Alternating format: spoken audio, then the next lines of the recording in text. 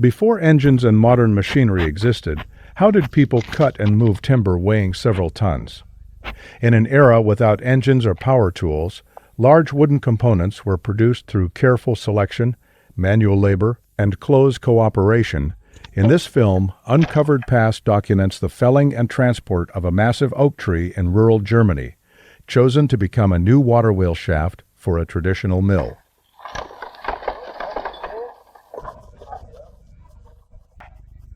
At the edge of the forest, a 200-year-old oak stands exposed to wind and weather, grown strong on open ground.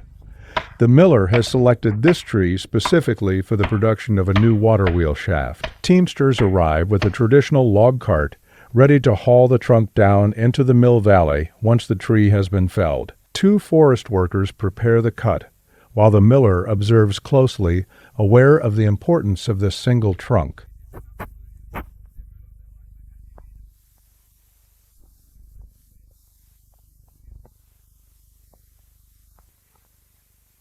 The saw is positioned opposite the felling notch, guiding the cut precisely toward the prepared angle. Wooden wedges are driven into the saw cut to prevent the blade from being pinched by the weight of the trunk. Additional driving wedges are used to force the oak into its intended fall direction. After careful coordination and steady effort, the massive tree begins to give way and falls exactly as planned.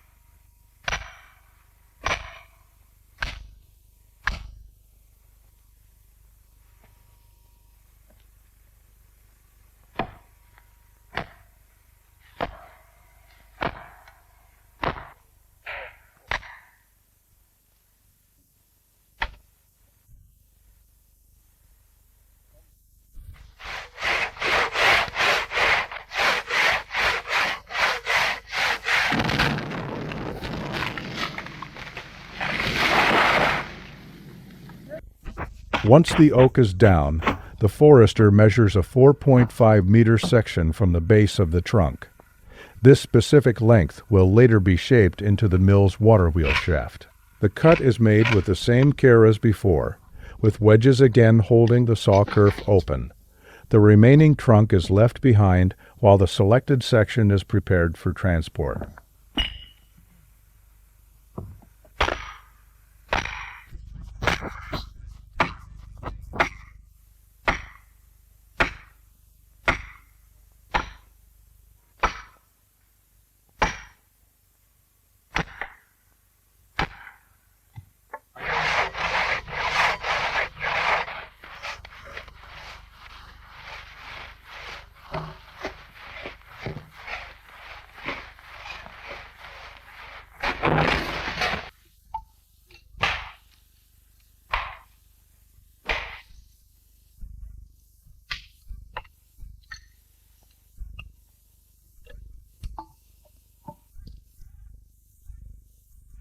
Using horses, the heavy oak section is dragged toward the forest road. The trunk catches briefly on exposed roots, requiring repeated pulls from different angles. Wooden rollers are placed beneath the log to reduce friction and ease the strain on the animals. Slowly, the oak reaches the road, where proper transport can begin.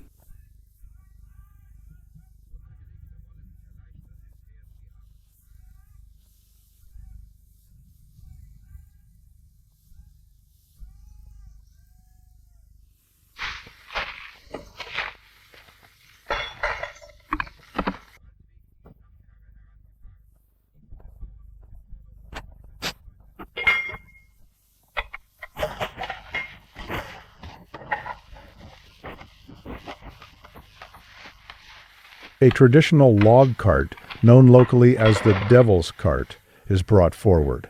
Its curved axle allows it to slide sideways beneath the trunk. As the lever-like drawbar is raised, a heavy hook lowers and chains the log at its center.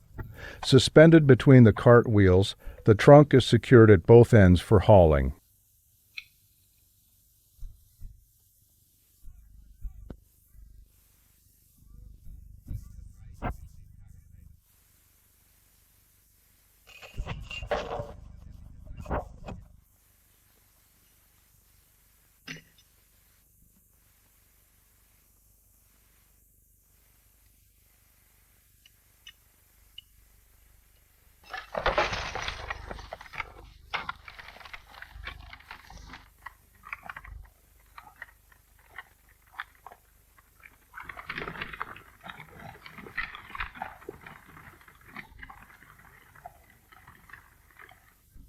The oak proves heavier than expected.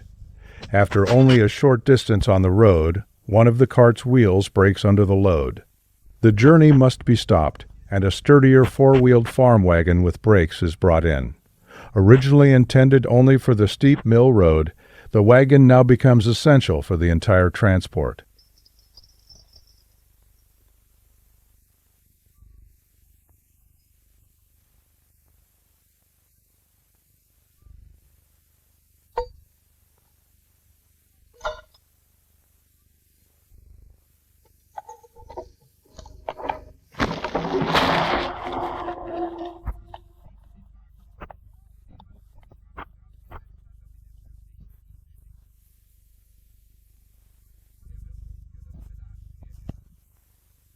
With the wagon positioned low in the roadside ditch, the trunk is pulled alongside.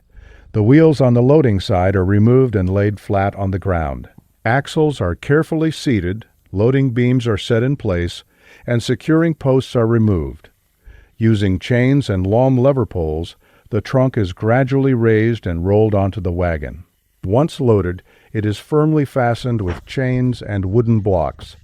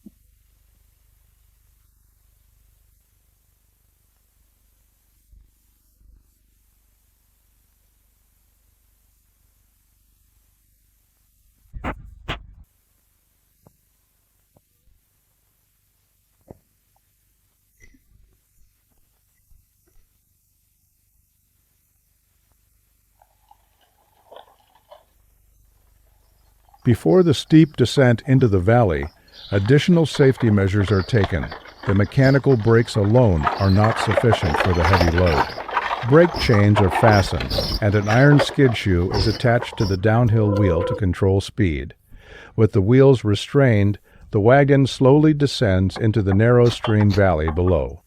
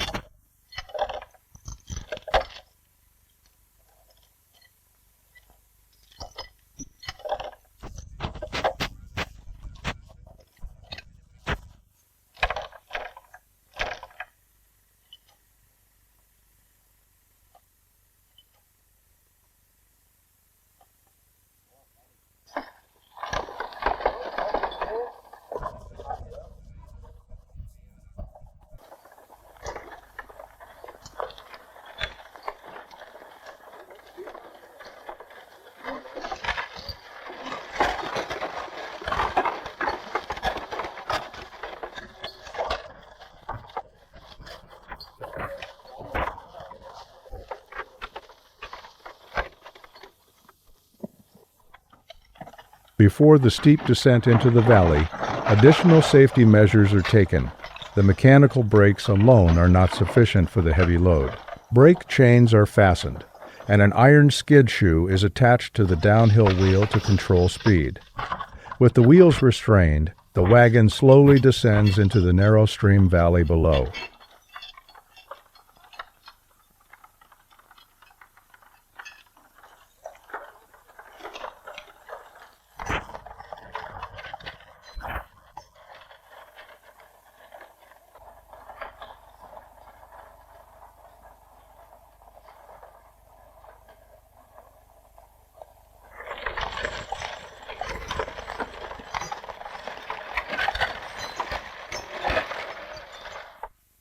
This process reflects a time when skill, experience, animals, and simple tools made large-scale craftsmanship possible.